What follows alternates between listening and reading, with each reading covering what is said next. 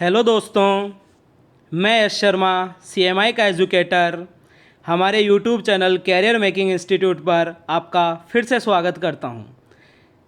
आज हम हमारे इतिहास के वीडियो का दूसरा पार्ट लेकर आपके सामने हैं। आप हमारे इस वीडियो को पूरा देखें, लाइक करें, शेयर करें, कमेंट करें और हमारे channel career making institute CMI को सब्सक्राइब करें। बेल आइकन दबाएं जिससे हमारे सभी वीडियोस की नोटिफिकेशन आपको मिलती रहे। तो आइए शुरू करते हैं हड़प्पा संस्कृति कांस्य युगीन सभ्यता पार्ट 2। हाँ तो दोस्तों, जैसा हमने पिछले वीडियो में हड़प्पा संस्कृति के बारे में चर्चा की, हड़प्पा संस्कृति जो कि कांस्य युगीन सभ्यता, हड़प्पा संस्कृति कांस्य युगीन सभ्यता के बारे में हमने चर्चा की।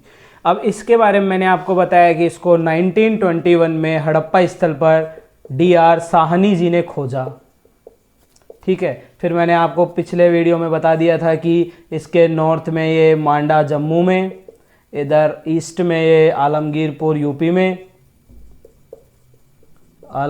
यूपी में, इधर नीचे यानी साउथ में दैमाबाद तक महाराष्ट्र में जो है, और यहाँ पश्चिम में सुतका गेंडोर कहाँ था? अफगानिस्तान में था। यहाँ तक ये फैली हुई है। इसका मैंने आपको क्षेत्रफल बता ही दिया था, 12,99,600 किलोमीटर स्क्वायर। ठीक है फ्रेंड्स, और इसके अलावा मैंने आपके इसमें पशुपालन, कृषि, शिल्प तकनीकी और इसकी जो स्थापत्य शैली थी, विशाल अन्नागार, स्नानागार, ये सब मोहनजोदड़ो से मिले, इनके बारे में हमने चर्चा कर ली थी। तो आइए दोस्तों, अब आज इससे आगे हम चर्चा करते हैं। और अगर आप में से किसी ने भी हमारी पुरानी वीडियो नहीं देखी है, जो भी उसको देखने से वंचित हो गया है, या अभी तक आपने सब्सक्राइब नहीं किया था इसलिए आपको उसका नोटिफिकेशन नहीं मिला था, तो ऊपर आई बटन दबा करके पुरानी वीडियो को पहले देखें ताकि नई वीडियो आपको ज़्यादा अच्छे से समझ में आए। क्योंकि इतिहास में हड़प्पा एक ऐसा टॉपिक है जिसको अगर हम पुराने टॉपिक से लिंक नहीं कर पाते हैं तो नया टॉपिक समझना थोड़ा सा मुश्किल हो जाता है। वैसे कोशिश करेंगे कि आप यहाँ से भी इसे समझ पाएं। तो आगे बात करते हैं हड़प्पा संस्कृति में। अब मैंने आपको बताया था कि हड़प्पा संस्कृति को हमने कांस्य युगीन सभ्यता बोल दिया था, और सभ्यता का जो सबसे इंपॉर्टेंट पार्ट था वो तो ये था कि इसमें कांसा की खोज हुई थी। ठीक है दोस्तों, इसमें उद्योग धंधे आ गए थे। और एक और चीज मैंने आपको इंपॉर्टेंट पिछले पार्ट में बताई थी कि इंपॉर्टेंट चीज क्या थी, इसमें व्यापार। देखिए, हड़प्पा सभ्यता का व्यापार जो था वो पूर्ण विकसित व्यापार था। हड़प्पा सभ्यता का व्यापार कैसा था? एक विकसित व्यापार प्रणाली, विकसित व्यापार तकनीक, आप जो भी कुछ कहना चाहें वो था। हड़प्पा सभ्यता में व्यापार का पहली बार विधिवत प्रचलन, देखिए कैसे प्रचलन हुआ, विधिवत प्रचलन। मैं कहूंगा दोस्तों कि विधिवत का मतलब कि पूरी तरह से इसमें नियम कानून बना करके, नियम और कानून होते थे इसके, और इसकी एक प्रणाली होती थी, नियम कानून प्रणाली, इनको विकसित करके क्या किया गया? व्यापार किया गया। और ये हिंदुस्तान के इतिहास में कब हुआ? पहली बार हुआ। जी दोस्तों, व्यापार था। आजकल हम व्यापार, जैसे आप और हम कोई भी कहीं भी किसी भी चीज को खरीदने जाते हैं तो जेब में कुछ पैसे रख के लेके जाते हैं, जो भी हमारे पास पैसे होते हैं उनके एवज में हमें सामान मिल जाता है। लेकिन इस समय चूंकि पहले मुद्रा नहीं था, तो इस समय जो व्यापार था वो कैसा होता था? वस्तु विनिमय प्रणाली। अब मैं आपको थोड़ा सा वस्तु विनिमय प्रणाली के बारे में बताना चाहूंगा। तो वस्तु विनिमय प्रणाली का अर्थ होता है कि एक वस्तु के बदले दूसरी वस्तु प्राप्त करना। यहां ए और यहाँ बी, ये दो लोग हैं। ए के पास माना हमने दूध है और बी के पास कपास कहे या कपड़ा, वस्त्र कह देते हैं हम। हाँ दोस्तों, बी के पास क्या है? वस्त्र। अब वस्त्र, अगर एक को वस्त्र की आवश्यकता है और बी को दूध की आवश्यकता है। ए को किसकी आवश्यकता है? वस्त्र की। ए यहां से क्या लेके आएगा? वस्त्र। और बी यहां से क्या लेना चाहेगा? दूध। तो इन दोनों के बीच में जो व्यापार होगा वो व्यापार कैसा होगा? वस्तु विनिमय प्रणाली वाला। ठीक है दोस्तों, तो वस्तु विनिमय प्रणाली का अर्थ होता है कि दो व्यक्तियों के मध्य, दो या दो से अधिक व्यक्तियों के मध्य या संस्थाओं के मध्य जो व्यापार हो रहा है वो व्यापार वस्तुओं के रूप में हो रहा है। यानी किसी को अगर दूध के बदले वस्त्र मिल रहे हैं, किसी को गाय के बदले बैल मिल रहा है, भैंस मिल रही है, कपड़े के बदले उसे कोई कुर्सी मिल रही है, कोई भी चीज मिल रही है दोस्तों, अनाज मिल रहा है, वो सब वस्तु विनिमय प्रणाली है। इस समय एक सबसे बड़ी विशेषता हम कहेंगे तो व्यापार की सबसे जो आवश्यक वस्तु क्या होती है? सिक्के। लेकिन सिक्के बिल्कुल भी उपस्थित नहीं थे, इसलिए अगर सिक्के नहीं होते हैं तो फिर हमारा व्यापार वस्तु विनिमय प्रणाली वाला होता है। और अगर सिक्के किसी सभ्यता या संस्कृति में या अर्थव्यवस्था में पाए जाते हैं तो ये व्यापार कौन सा हो जाता है? मौद्रिक प्रणाली व्यापार।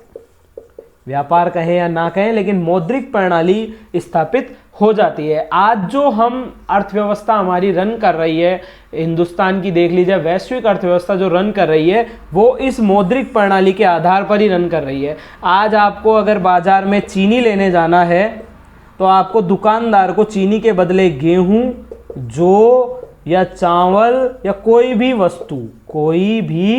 वस्तु नहीं देनी होती है। उसके बदले वो आपसे क्या लेता है? एक विधिग्राह्य मुद्रा। देखिए दोस्तों, ये एक सबसे इंपॉर्टेंट चीज है, विधिग्राह्य मुद्रा। विधिग्राह्य मुद्रा का अर्थ होता है कि एक ऐसी मुद्रा जिसको उस देश की सरकार मान्यता प्रदान करती है। जैसे भारत में रुपया को भारत सरकार द्वारा मान्यता प्राप्त है तो वही हमारी विधिग्राह्य मुद्रा कहलाती है। अब अगर आप भारत में मुद्रा, रुपये के अलावा और कोई चीज, कोई और कागज का टुकड़ा लेके चले जाइए तो आपको कोई सामान दे देगा क्या? ऐसा कभी भी नहीं हो सकता है। हमें सिर्फ कौन सी मुद्रा से ही व्यापार कर पाएंगे हम? जो विधिग्राह्य होगी, जिसे भारत सरकार ने, हम किसी अन्य देश के अंदर जाएंगे तो वहां की सरकार ने उसे स्थापित किया होगा। सॉरी दोस्तों, तो विधिग्राह्य मुद्रा कौन सी होती है? जिसको सरकार मान्यता प्रदान करती है। और भारत की विधिग्राह्य मुद्रा कौन सी है? रुपया है। रुपया का चिन्ह ये है और इसे किसने बनाया था? उदय कुमार ने, उदय कुमार ने बनाया था। ठीक है दोस्तों, ये एक छोटी सी जानकारी थी रुपये वगैरह के बारे में, विधिग्राह्य मुद्रा के बारे में। उसका हड़प्पा संस्कृति से कोई खास मेल नहीं है, लेकिन कुछ मुझे अच्छा लगा, जरूरी लगा, तो मैंने आपको ये बताया। इस समय व्यापार था, उसके लिए सबसे ज़्यादा बेसिक और महत्वपूर्ण चीज़ थी, वो थी सेल खड़ी की मोहरें। सेल खड़ी की मोहरें, यानी इस मोहर के माध्यम से व्यापार हुआ करता था। मोहर एक तरीके का ठप्पा होता है दोस्तों, तो इस ठप्पे को दिखा करके सामान किसी दूसरे व्यापारी को दिया जाता था। अब ये सेल खड़ी क्या है? ये एक पत्थर होता है। सेल खड़ी पत्थर होता है, लेकिन कैसा पत्थर होता है? ये मुलायम पत्थर। और बाकी सेल खड़ी के बारे में आपको ज़्यादा नॉलेज चाहिए तो हमारे राजस्थान बोर्ड की किताब में दिया हुआ है। राजस्थान बोर्ड की किताब में सेल खड़ी के बारे में बता रखा है दोस्तों। एक मुलायम पत्थर होता है, उसकी मोहर, उस पर किसी भी चीज़ का अंकन कर देंगे तो मोहर बन जाती है और उसे दिखा देते हैं जब हम किसी भी दूसरे व्यक्ति को, तो उसके बदले व्यापार संभव हो पाता है दोस्तों।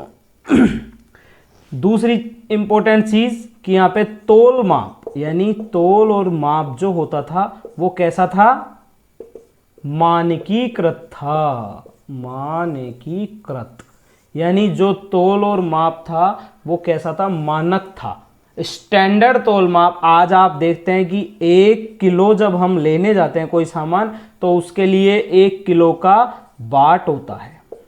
ऐसे ही अगर हम किसी चीज़ को लीटर, जैसे 1 लीटर दूध लेने गए तो उसकी भी क्या होती है, एक माप होती है।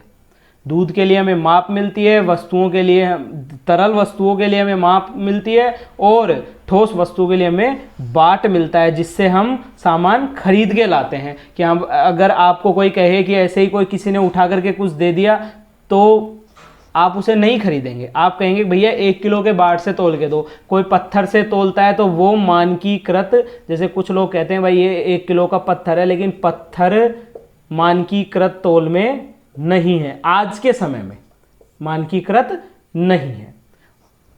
तो उस समय के तोल और माप कैसे होते थे, मानकीकृत होते थे, और उन तोल और मापों की जो प्रणाली थी वो कैसी थी, वो 16 के गुणज में चलती थी। तोल माप कैसे थे, 16 के गुणज में थे, यानी 16, 32, 64, 80, कुछ भी 320, 640, ऐसा ही कुछ भी, यानी 16 के गुणज में माप तोल हुआ करते थे। अब हड़प्पा संस्कृति भारत के नक्शे में अगर हम देखें तो हड़प्पा संस्कृति का जो क्षेत्र है वो ज़्यादातर भारत का पश्चिमी भाग है, भारत का पश्चिमी भाग है। और भारत के पश्चिमी भाग में कौन सा है, अरब सागर, और अरब सागर का तट ही हड़प्पा सभ्यता के समुद्री व्यापार, हड़प्पा सभ्यता का समुद्री व्यापार भी होता था दूसरी सभ्यताओं के साथ। तो अरब सागर हड़प्पा सभ्यता के समुद्री व्यापार का सर्वाधिक महत्वपूर्ण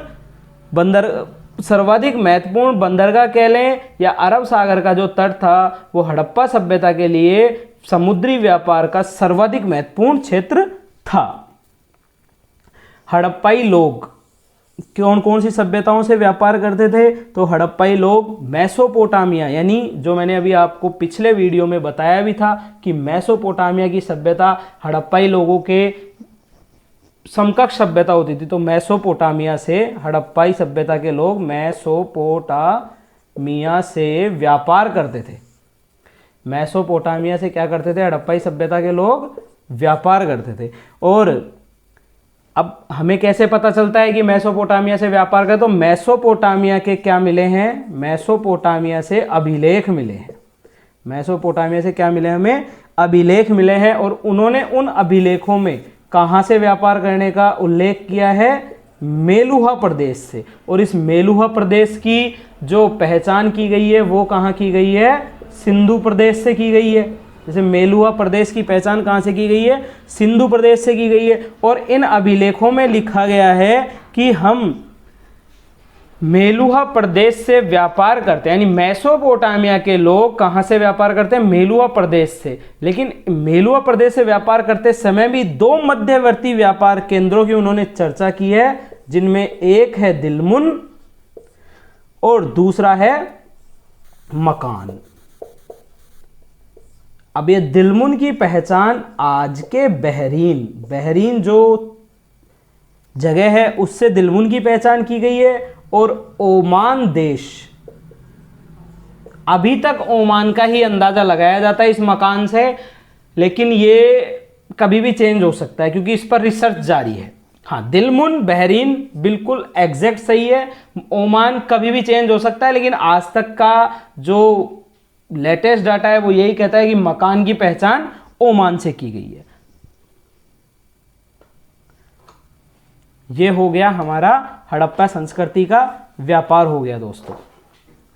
एक चीज और मैं बताना चाहूंगा दोस्तों कि हड़प्पा संस्कृति में एक बहुत ही इंपॉर्टेंट चीज हमें मिली है, और वो मिली है लाजवर्द मणि। क्या मिली है दोस्तों, लाजवर्द मणि। और लाजवर्द मणि को लापिस लाजुली भी कहा जाता है। क्या कहा जाता है दोस्तों, लापिस लाजुली। इसको दोस्तों थोड़ा सा मैं ये चाहूंगा कि आप नोट करें, it is more than important चीज। और ये लाजवर्द मणि जो थी इसका ज्यादातर उपयोग शासकों के मुकुट में होता था, इसलिए लाजवर्द मणि जो अफगानिस्तान से कहां से मंगाई जाती थी, अफगानिस्तान से। और ये शासक वर्ग की प्रतिष्ठा बढ़ाने के काम आती थी। जी दोस्तों, लाजवर्द मणि क्या काम आती थी? शासक वर्ग की प्रतिष्ठा बढ़ाने के काम आती थी और यह शासक वर्ग में ही अधिक लोकप्रिय थी दोस्तों। अब हम आते हैं हड़प्पा सभ्यता के धार्मिक पक्ष की ओर। हड़प्पा सभ्यता का धार्मिक पक्ष। जी दोस्तों, हड़प्पा सभ्यता को हम ये नहीं कह सकते कि ये कोई पितृसत्तात्मक सभ्यता थी। पितृसत्तात्मक भी हम इसको नहीं कहेंगे और मातृसत्तात्मक भी हम इसको नहीं कह सकते, क्योंकि अभी तक इसकी लिपि के बारे में हम पढ़ नहीं पाए हैं। इसकी लिपि काफ़ी समय पहले ही हमारे ज्ञान में आ गई थी, लेकिन फिर भी हम इसको पढ़ नहीं पाए हैं। इसलिए हम इन दोनों ही बातों को ना तो पूरी तरह से मान सकते हैं, ना ही पूरी तरह से नकार सकते हैं कि हड़प्पा सभ्यता की जो सामाजिक परिस्थितियां थी वो पितृसत्तात्मक थी या मातृसत्तात्मक थी। लेकिन अब इसका हम धार्मिक प्रभाव जब देखेंगे तो वहां से हमें थोड़ा थोड़ा इसके बारे में जानने को मिलेगा कि हड़प्पा सभ्यता में एक जो इंपॉर्टेंट है, थोड़ा सा आप इसको लिखिएगा, कि एक मूर्ति मिली है जिसमें स्त्री के गर्भ से पौधा निकला है। स्त्री के गर्भ से क्या निकला है दोस्तों? पौधा। अब ये स्त्री के गर्भ से जो पौधा निकला है ना, इसको कहा गया है कि ये उर्वरा देवी है। यानी जो हमारी धरती है उसको हमने एक तरीके से धरती माता की संज्ञा हम देते हैं। तो माता, और हमारी माता एक स्त्री होती है, तो स्त्री के गर्भ से एक पौधा निकल रहा है, तो वो दोस्तों क्या कहलाया है? उर्वरा देवी नाम दे दिया हमने उसको। हमने उसको किसका नाम दे दिया दोस्तों? उर्वरा देवी का। इसके अलावा दूसरा, अग्नि पूजा के प्रमाण मिले। अग्नि पूजा के प्रमाण मिलते हैं दोस्तों। अब अग्नि पूजा के प्रमाण मिलते हैं तो कहां से मिले दोस्तों? कालीबंगा से। क्या मिला दोस्तों? कालीबंगा से यज्ञ की वेदियां। कालीबंगा से यज्ञ की वेदियां मिली हैं दोस्तों।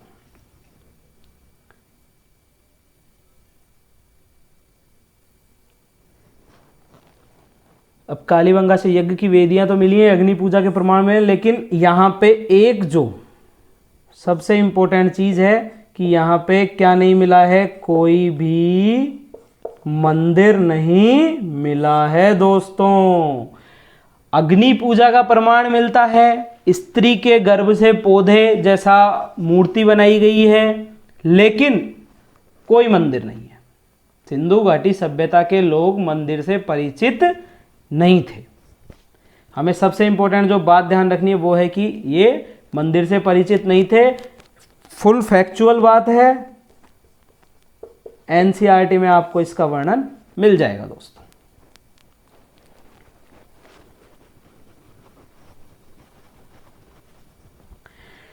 एक हमें मिली है इसमें योगी की मूर्ति। योगी की कैसी मूर्ति है? पद्मासन। पद्मासन लगाए हुए योगी की मूर्ति मिलती है इसमें हमें।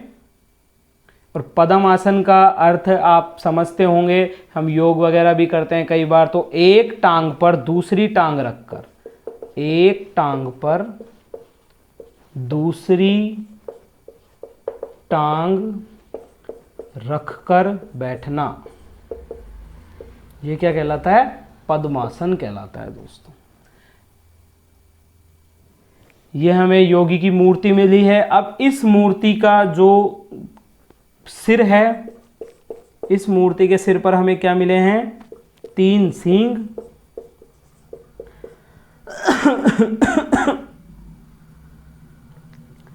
चारों ओर हाथी, चारों ओर हाथी, मतलब और ये और वाला और नहीं है, ये चारों तरफ क्या मिले हैं इसके? हमें हाथी मिले हैं। और क्या मिला है? बाघ, गैंडा, और इसका जो आसन होगा मूर्ति का, उसके नीचे क्या बैठा है, भैंसा बैठा है जी। और इसके जो दोनों पैर हैं, जैसे कोई ये मान लीजिए मूर्ति है, इसके दोनों पैर हैं, तो इन दोनों पैरों पे क्या मिले हैं दोस्तों, हिरण मिले हैं।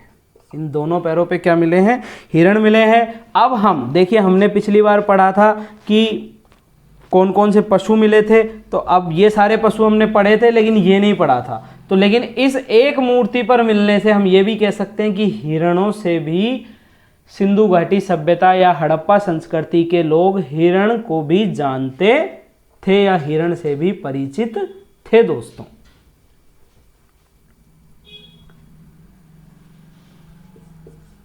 लिंग और योनि की पूजा, योनि की पूजा यानी पितृसत्तात्मक और मातृसत्तात्मक दोनों ही तरह का ये समाज था। आज भी हम लिंग पूजा करते हैं, कहते हैं कि लिंग जो है वो भगवान शिव का प्रतीक है। आज हम भगवान शिव के प्रतीक रूप में लिंग की पूजा करते हैं। इस समय वृक्षों की पूजा भी होती थी। वृक्ष पूजा में पीपल की सॉरी दोस्तों, डालों के बीच देवता विराजमान है। अब आप कहेंगे पीपल थोड़ी मिला है, अरे भाई पीपल नहीं, लेकिन एक ऐसी मूर्ति मिली है जिसमें दिखता है कि पीपल की डालों के बीच देवता विराजमान है। तो इससे पता चलता है कि वृक्ष की पूजा की जाती थी।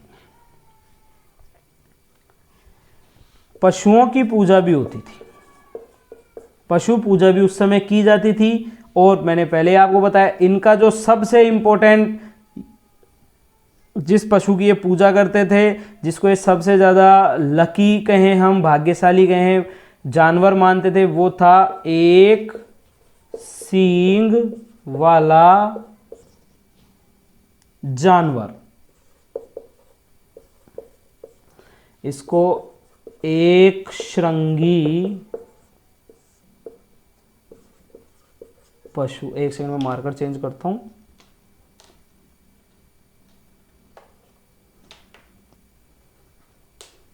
इसको एक श्रृंगी पशु भी कहा जाता है।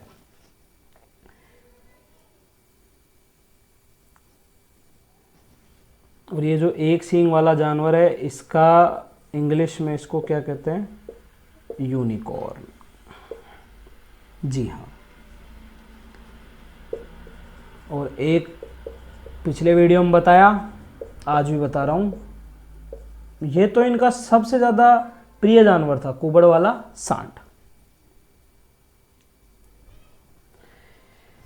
नोट डाल लीजिए आप, एक जरूरी है, लिख लीजिए। क्या मिलते हैं बहुतायत में, ताबीज। ताबीज बहुत मिलते हैं, इसलिए हम कह सकते हैं कि ये सभ्यता थी जो टोना और तंत्र जादू में भी यकीन रखती थी। जी दोस्तों, अब बात करेंगे हम सिंधु घाटी सभ्यता की लिपि की। अब सिंधु घाटी सभ्यता की लिपि 1923 में ही पूर्ण रूप से, 1923 में पूर्ण रूप से अस्तित्व में आई। अब देखिए, लिपि लिखी गई लगभग 5000 साढ़े 4000 साल पहले, लगभग 100 वर्ष पूर्व अस्तित्व में आ गई। 100 वर्ष पूर्व पूर्ण रूप से अस्तित्व में आ गई, लेकिन पढ़ी अभी तक भी नहीं गई। जी दोस्तों, और ये हमारा दुर्भाग्य ही कहा जाएगा कि अभी तक हम हड़प्पा सभ्यता की लिपि को पढ़ नहीं पाए, वरना इसको पढ़ने के बाद काफ़ी सारा ऐतिहासिक घटनाक्रम पलट जाएगा। और हो सकता है कि जिस दिन ये लिपि मान लीजिए पढ़ने में जिस दिन ये लिपि आ गई, उस दिन भारत का इतिहास ही बदल जाए, इतिहास ही बदल जाए। जी दोस्तों, आगे हम इस लिपि के बारे में थोड़ी सी बात कर लेते हैं। वैसे तो कुछ खास इसमें है नहीं क्योंकि कोई जान ही नहीं पाया इसमें कितने अक्षर मिले हैं। ये इसका थोड़ा सा फैक्ट है, ये कितने अक्षर मिले हैं 250 से लेके 400। लेकिन अब ये अक्षर नहीं है दोस्तों, ये क्या है, चित्राक्षर।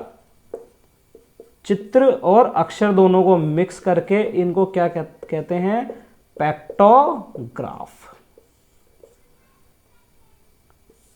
250 से 400 क्या मिले हैं, चित्राक्षर मिले हैं, जिनको क्या कहा जाता है, पैक्टोग्राफ।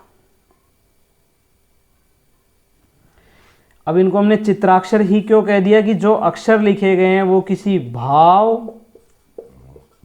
किसी वस्तु या ध्वनि के परिचायक है।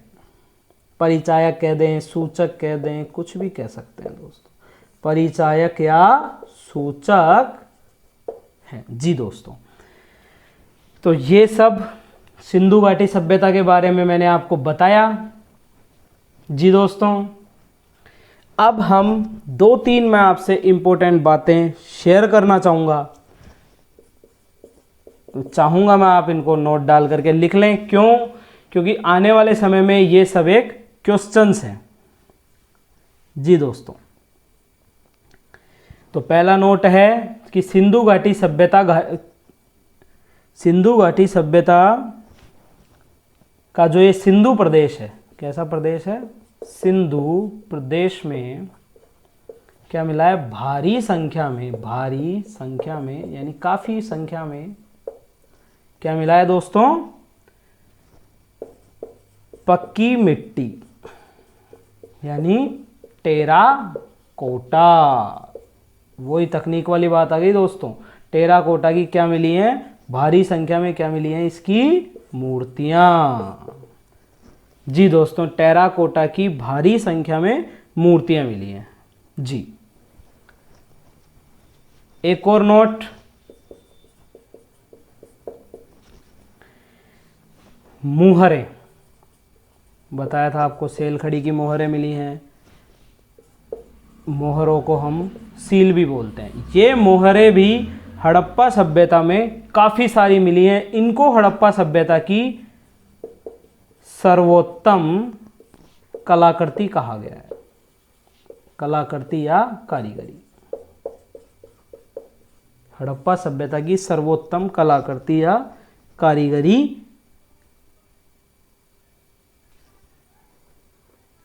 कहा गया है। ये जो मोहरें हैं लगभग कितनी मिली हैं, ये फैक्ट है दोस्तों, 2000 मोहरें, लगभग 2000 मोहरें। एग्जैक्ट अभी ऐसा कुछ भी नहीं है, लेकिन लगभग 2000 मोहरें मिली हैं। अब इन मोहरों पर ये फैक्ट फिर से नोट करेंगे आप, कितनी है, एक बार स्क्रीनशॉट ले लें या नोट कर लें आप इसको। जी, क्या क्या मिला है इन मोहरों पर, वही आपका एक श्रृंगी जानवर, जी, भैंस, एक सेकेंड दोस्तों, एक श्रृंगी जानवर, भैंस, बाघ, बकरी, हाथी,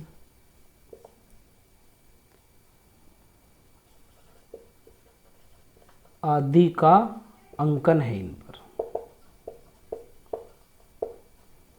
जी दोस्तों, ये मेरी तरफ से आप सभी के लिए हड़प्पा संस्कृति जो कि कांस्य युगीन सभ्यता है पार्ट 2 ये वीडियो बनाया आपके लिए। इसका पहला पार्ट भी आप आई बटन पे क्लिक करके देख सकते हैं। पहला पार्ट देखने के बाद अगर आप दूसरा पार्ट फिर से देखेंगे तो आपको ज़्यादा अच्छा समझ में आएगा। इसके लिए मैं आपसे कहूँगा वीडियो बनाइए आपके लिए।